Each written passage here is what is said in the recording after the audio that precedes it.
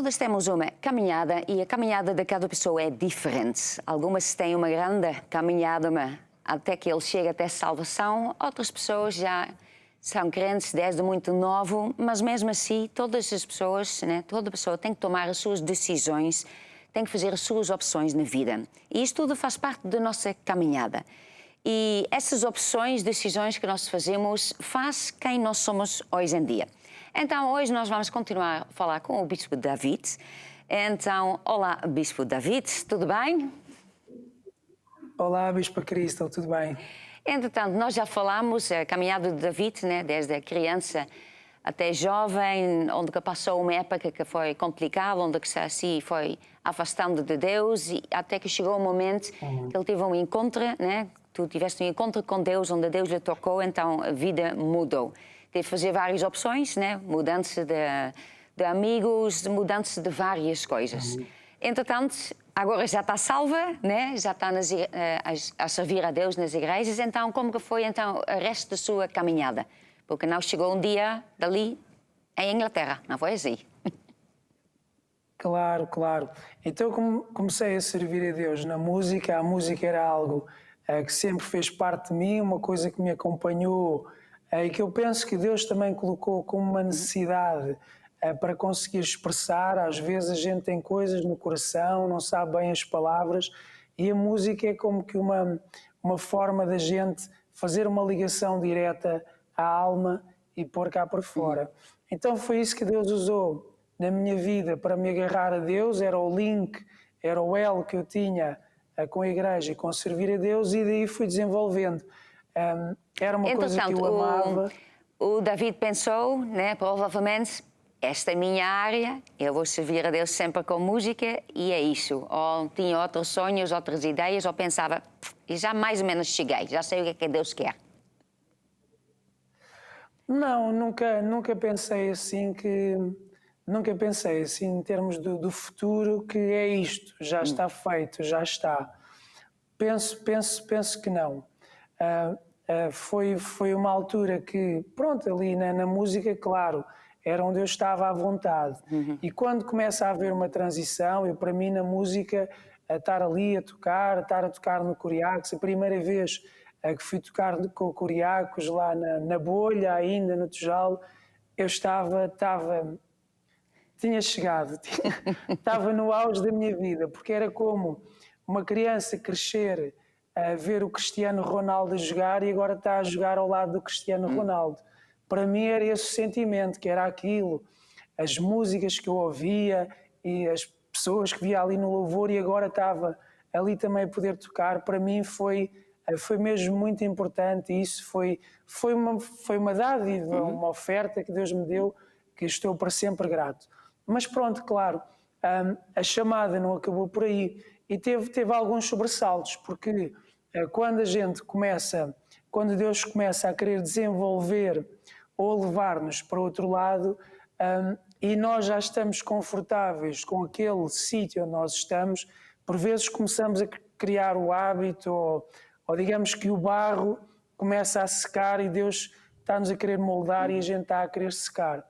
Então foi assim um bocadinho assim a espasmos, que Deus me foi empurrando para a coisa de começar a servir. Era sempre uma coisa que eu gostava. Se me chamavam para ir dar uma palavra, porque eu em casa, pronto, houve uma altura que eu decidi, eu vou estudar a palavra, vou estudar a Bíblia, e gostava muito, Deus mostrava-me coisas ali na Bíblia, e eu gostava muito disso. Então quando se me chamavam para dizer qualquer coisa, eu também ficava satisfeito, porque era uma oportunidade de eu pôr cá para fora aquilo que estava no meu coração. Então fomos assim devagarinho. O David, então, nunca tive esse problema assim, eu não tenho jeito para falar, eu não gosto de falar em público, isso não é comigo. Não tive isso. Sim e não. Na parte que é estar a falar em público, nunca tive assim aquele grande medo. Quando era, claro, a gente sente o nervosismo, mas gostava de partilhar ali qualquer coisa que eu tinha no coração, de dar aquela palavra, gostava de fazer isso. Mas depois tinha muito medo, era estar ao pé de pessoas. Isso aí é que Isso aí é que me fazia muito pânico estar ao pé de pessoas, ou então se tinha uma responsabilidade. Se tinha uma responsabilidade era a pior coisa na vida. Ainda me lembro, só para vocês entenderem, ainda me lembro que eu estava mais nervoso no casamento da minha irmã do que no meu casamento. Porquê? Porque a minha irmã me tinha dado a responsabilidade de eu pôr as etiquetas com os nomes dos convidados nas mesas. E eu estava ali nervosíssimo a pensar, eu vou me enganar, eu vou mudar isto tudo, vai ser uma vergonha, isto vai tudo correr mal. Porque eu não gostava, e ainda hoje não gosto, mas tenho de aceitar, de responsabilidades. Então tinha isso, não me importava assim muito com a coisa de falar, mas a coisa de ter responsabilidade era pesado para mim.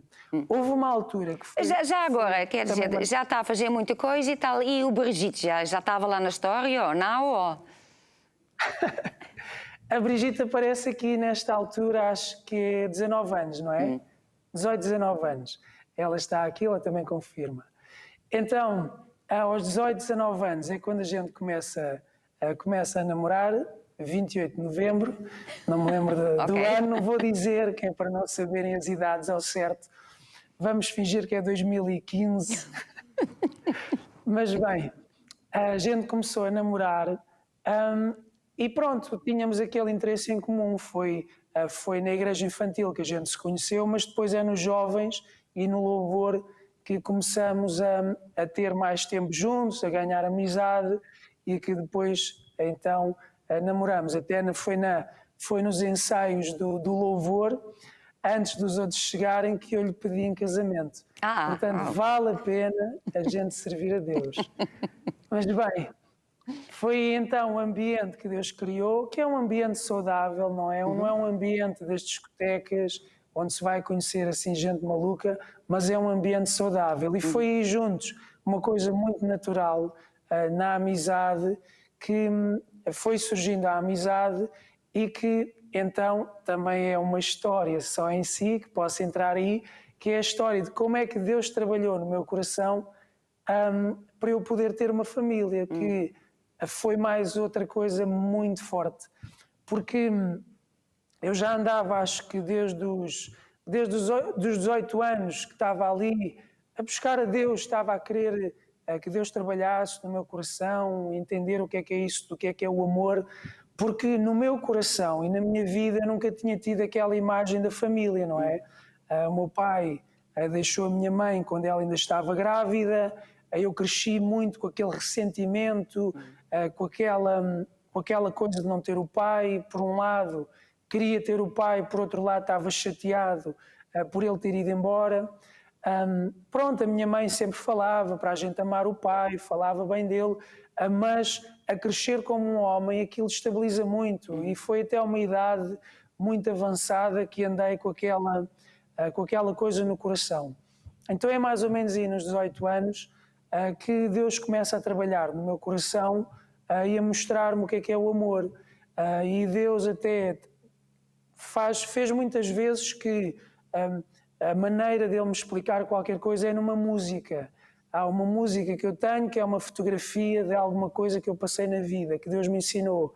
Há uma outra música que Deus me ensinou uma outra coisa. Então Deus aí me deu uma música e me ensinou o que era o amor verdadeiro, e Ele me explicou que o amor é ser fiel e verdadeiro. Porque eu pensava assim, bem, eu até quero amar alguém, eu até quero ter uma família, mas eu não sei o que é isso. Se calhar eu vou querer fazer uma família e vou acabar por abandonar a mulher, os filhos, e isso pesava-me muito na cabeça. Então Deus me explicou, olha, é ser fiel e verdadeiro. Primeiro vais ser fiel. Ser fiel é que tu tens um compromisso. Não é só que vais lá estar, mas vais honrar esse compromisso de amar a pessoa, de cuidar dela, vais fazer isso. E se um dia falhares, vais ser verdadeiro. Então, se falhares, vais pedir perdão, vais admitir os teus erros. E isso me ajudou e pôs ali uma chave no meu coração para eu poder construir uma família, porque de facto é muito difícil a pessoa vir de um passado assim perturbado, porque pronto, foi essa situação. Depois a minha mãe também ela passou muito problemas de saúde, problemas psicológicos, e a gente teve uma infância assim muito perturbada. Foi a família que a gente viveu. E pronto, Deus teve de fazer um trabalho muito fundo no meu coração acerca de me explicar o que é o amor, para eu depois poder ter uma família. Porque eu pensava, mas como é que eu vou amar alguém se eu não tenho amor, se eu nunca fui amado, se eu não sei o que é isso? E Deus me ensinou, olha, vai lá aquele versículo e diz lá assim, nós amamos porque Ele nos amou primeiro. Então Deus me ensinou, olha, Jesus te amou e agora com esse amor tu vais amar também a tua mulher, vais amar os teus filhos. Então foi também um grande milagre que Deus fez na minha vida, foi a coisa de eu poder ter uma família. Então aí juntos a gente foi naquele primeiro espírito, não é? Do amor, do zelo de servir a Deus, fomos desenvolvendo na nossa caminhada até que mais tarde começamos a ser chamados para pastores, não é? E é uma transição engraçada porque na altura começámos por ser chamados para pastores, a ir pastorear em Espanha, e eu sempre disse assim, não, eu nunca vou falar espanhol, porque os espanhóis vêm cá, eles não falam espanhol, eu nunca vou falar espanhol. Então Deus me mandou lá para pregar em Badajoz, e então a gente ia lá todos os domingos à tarde, e muitas vezes acontecia que sexta-feira eu ia com o apóstolo em campanha, sábado também, domingo íamos tocar a Alvalade, e domingo à tarde íamos lá a Badajoz. E fazíamos, acho que era 200 quilómetros para cada lado, íamos lá pregar a Badajoz. E foi muitas histórias engraçadas, muita coisa. Aí foi em espanhol. Foi em espanhol. Em espanhol. E a primeira vez, isto é muito importante contar, porque a primeira vez que fui lá pregar sozinho, eu tinha dito aos irmãos, eu ia lá ajudar o pastor que estava a abrir o trabalho, e eu tinha dito aos irmãos, olha, próxima semana eu vou mesmo pregar em espanhol, ok? Pronto, então chega a próxima semana e o pastor que ia lá diz assim, olha, David, eu não vou poder ir, vais ter de ir tu sozinho, ok? E eu, poxa vida, e agora? E pronto, eu tinha-me comprometido que eu ia lá, ia pregar em espanhol, bem, vou ter de pregar em espanhol, então fiz a reunião toda em espanhol.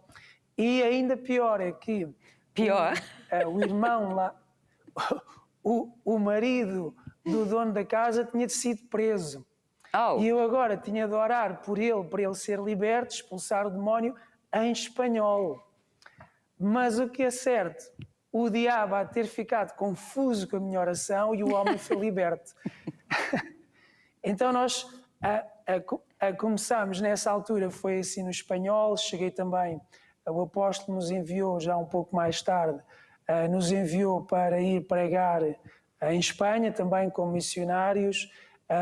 Fomos lá fazer uma cruzada de milagres, acho que nessa altura, não me lembro se já fui com o Brigitte, se fui sozinho, eu fui lá fazer uma cruzada de milagres. Aonde? Primeiro foi Badajoz e depois foi onde? Depois o apóstolo mandou-nos ir a todos os pontos onde a gente tinha igreja em espanhol. Ok. Havia no sul de Espanha, em Madrid, em Barcelona. Sim. Penso que eram esses os pontos. E fomos lá fazer cruzadas de milagres. Ora, eu nem nunca tinha assim pregado grande coisa, só ia dar umas ajudas. E agora ia lá fazer uma cruzada de milagres. E eu a pensar, estes tipos não sabem que eu não percebo nada disto. Então ali à noite, não é? Antes da reunião, estava ali eu a buscar a Deus, Deus, tens de fazer alguma coisa. Isto as pessoas não podem saber, então o apóstolo manda-me aqui, as pessoas não podem saber que eu não percebo nada disto, e agora ninguém é curado, e como é que é? Mas o engraçado é que Deus fez milagres, Deus fez milagres instantâneos e tudo, e nunca mais me esqueço, foi lá em Barcelona, que veio um homem, ele estava há 4 anos, ele tinha tido um acidente, tinha partido a perna, e há 4 anos que a perna não sarava, então ele andava com aqueles ferros assim. que vão até ao osso, para ver se o osso sarava. Então ele veio à frente pedir oração e eu, oh meu Deus, é cruzada de milagres, é em espanhol e agora ter a olhar para isto. É que ele via-se assim os ferros, assim entrar mesmo na perna. E eu assim, epa, e agora se eu desmaio aqui? E o homem lá levanta as calças e eu assim a pôr a mão, mas não queria olhar. Eu ponho a mão e ordeno, no nome de Jesus, ficas curado. Já não me lembro bem aquilo que eu orei. E a coisa maravilhosa é que Deus não depende de nós.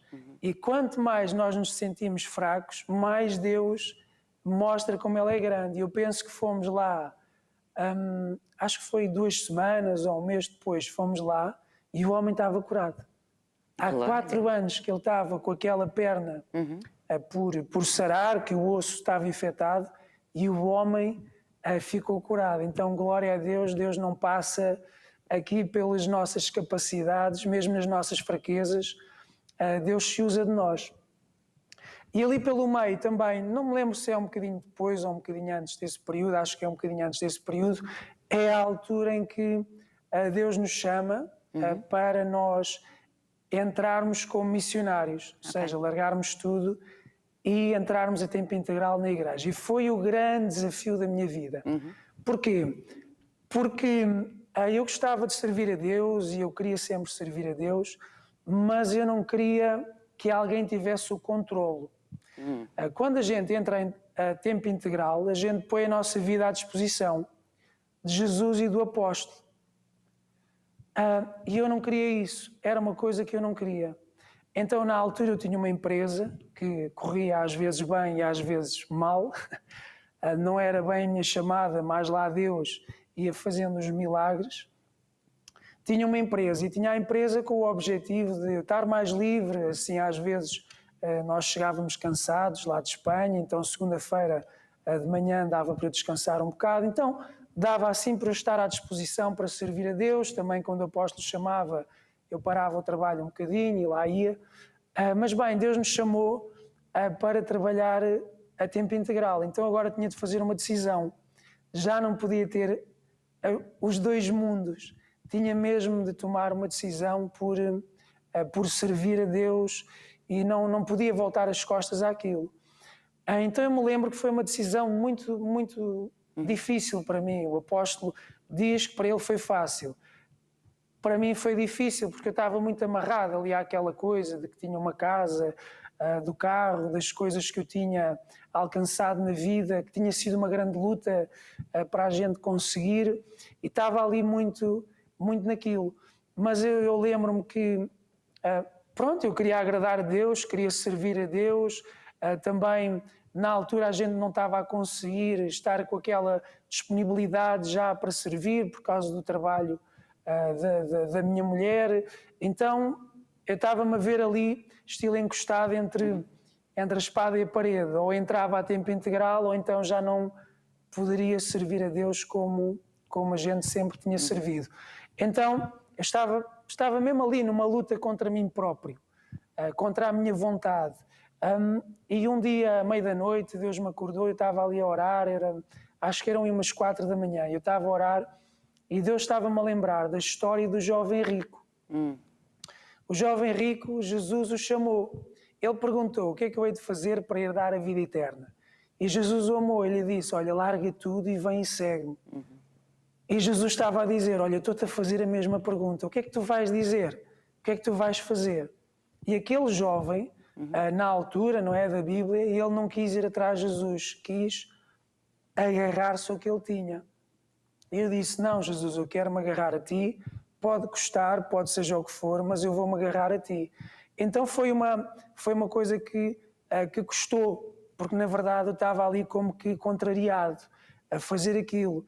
Eu estava a contrariar a minha vontade, aquela vontade estava como que muito embrenhada dentro de mim, fazia parte de mim. Então eu tinha de constantemente estar a contrariar aquela vontade de uma forma ativa. E isto para dizer, por vezes na caminhada a gente passa por um colega ou outro que está a pensar em desistir e ele começa a dizer: eu já sinto isto, eu já não sinto aquilo. mas na verdade os sentimentos são passageiros e são humanos. E onde Deus nos vai falar é o nosso espírito. O próprio Jesus, ele não sentia ir à cruz, mas Deus lhe estava a chamar para ele ir à cruz.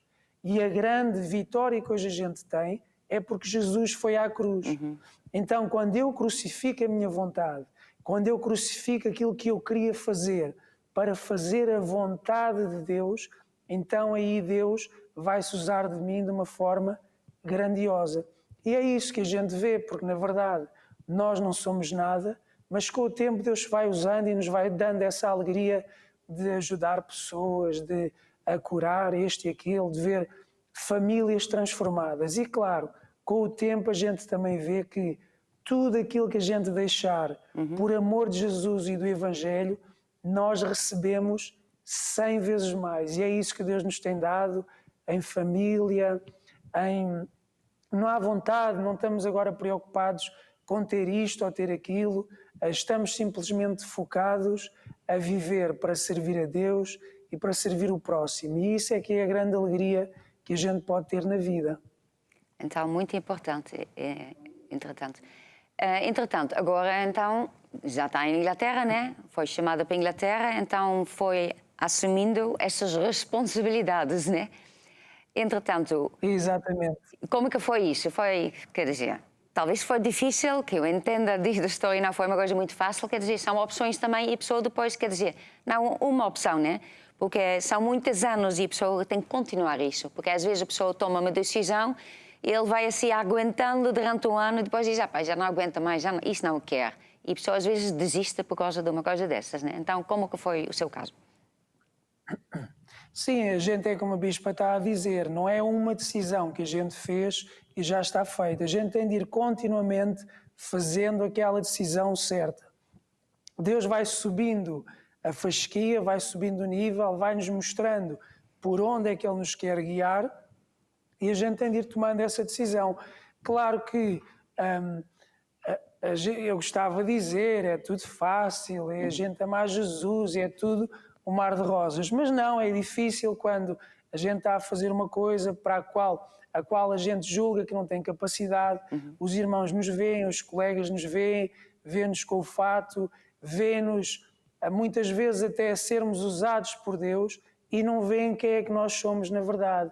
Eles veem ali uma coisa que Deus está a fazer, um brilho que Deus está a mostrar através de nós e não estão a ver quem é que nós somos. Porque na verdade muitas vezes aquilo que é que a gente sente que não é capaz, pelo menos eu, ou é aquele nervosismo, aquela ansiedade, ou aquele medo de que, bem, olha, estou aqui a fazer isto. Eu sempre pensei assim, que estava a primeira igreja assim, mesmo a sério, que estivemos a pregar, foi no Cacém. Então fomos tirados de Alvalade, onde eu estava confortável de pregar de vez em quando e a tocar guitarra. E eu pensei, bem, um dia o apóstolo vai perceber que eu não sei nada do que é ser pastor e ele vai me trazer de volta para Alvalade. Mas não, então deu-me uma regional para eu cuidar de 6 igrejas. Então eu estava lá e eu pensava assim, bem, um dia o apóstolo vai perceber que eu como pastor até me safo, mas como supervisor regional isto não é para mim e se calhar ele vai-me mandar outra vez para só tomar conta de uma igreja. E entretanto o apóstolo dá-me uma nação. Então eu já desisti dessa ideia. Já desisti de pensar assim, o melhor é nós estarmos abertos, estarmos maleáveis para aquilo que Deus quer fazer na nossa vida, estarmos de coração aberto e se Deus nos chama, o apóstolo nos chama para fazer algo, é porque Deus, o apóstolo, confiam em nós e mesmo no meio das nossas falhas e das nossas limitações, Deus se vai usar de nós.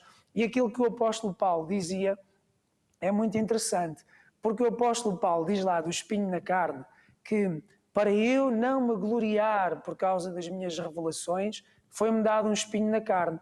Ou seja, ele teve grandes revelações e se calhar até já estava a ficar assim, um bocado inchado, a gloriar-se naquilo em que ele era forte. Então Deus deu-lhe muitas contrariedades na carne, as perseguições, as tribulações que ele sofria, para quê? Para ele não se agarrar àquilo onde ele é forte, mas como ele diz depois, que é, olha, agora já não me vou gloriar na minha força, mas vou-me gloriar nas minhas fraquezas, porque quando eu sou fraco, então Deus é forte, não é? Nós, É isso quando mesmo. temos um talento ou outro, a gente sempre pensa, é aqui que Deus se vai usar de mim, é nisto que eu sou forte, vou-me agarrar aqui a isto. Mas Deus então nos leva para outras áreas onde somos mais fracos, para Deus então mostrar como Ele é grande e poderoso. E eu penso que é isso que Deus faz na minha vida, que é naquilo onde eu sou fraco, é onde Deus quer aparecer e é onde Deus se quer usar de mim. Amém. Então, eu era para pedir para dar mais uma palavrinha no fim para as pessoas, mas acho que agora já deu. Porque esta, na verdade, é a palavra que é muito importante para todos nós, né? Que nós sabemos que Deus está em controle e quando nós deixamos Ele nos moldar, deixamos Ele fazer o que Ele quer fazer na nossa vida, então nós vamos chegar ao plano que Ele tem para nós. Então, assim, vamos continuando a fazendo a nossa caminhada. Então, muito obrigada ao Bispo David. E assim, acabamos então mais uma caminhada.